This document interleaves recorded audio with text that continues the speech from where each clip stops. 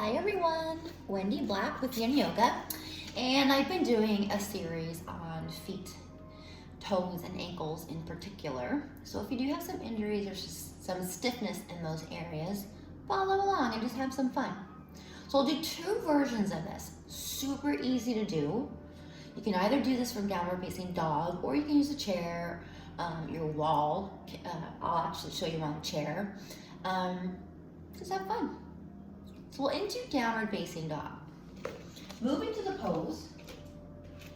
Make a V shape with your body. Plant your hands down onto your mat. Step your feet behind you. Pull your feet to hip width distance apart. Plant your palms and spread your fingers as wide as you can. For simplicity, press into your thumb and your index finger. Allow for a little bend in your elbows and let your head be heavy. You can relax, shake your head, yes and no. It doesn't matter if your heels reach the floor. If this is too much for you, bend your knees.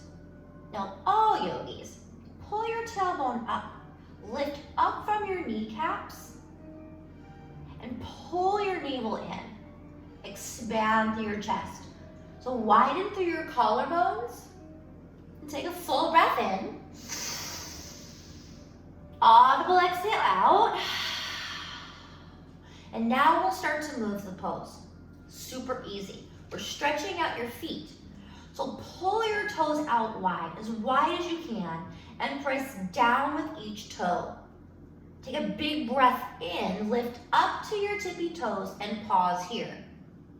Spread your toes as wide as you can. You can pick them up if you feel safe. And press each toe into the mat. Be still in your mind and press into each knuckle of your toe. If you're able, pull your heels high, up into your calves, up into your Achilles. Full breath in.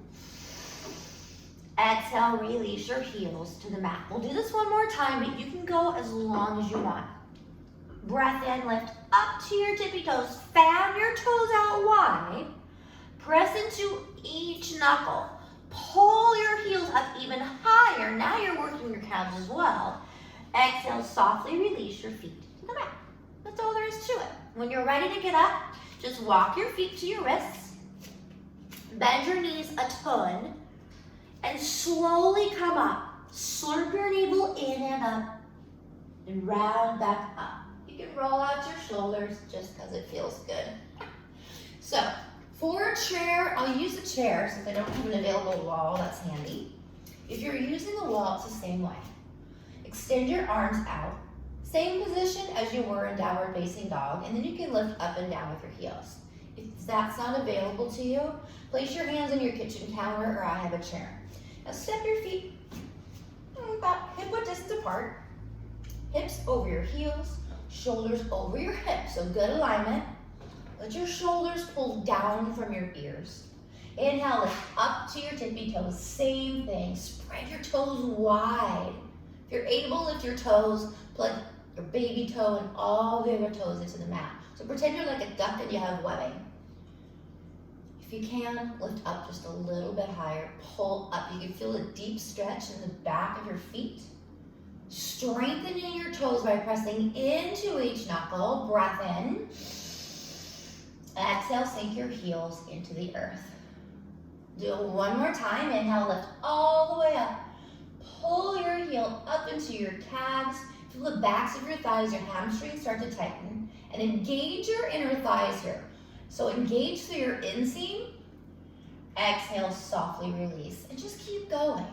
Maybe do a few one day. If you are chair bound, no big deal. You can still work your feet and your calves. Plant your hands next to you, grasp the edge of your chair.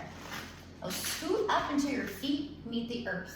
If they don't and you're really short like I am, you can always place a book or two books underneath your feet. Just make sure you're stable. And same thing.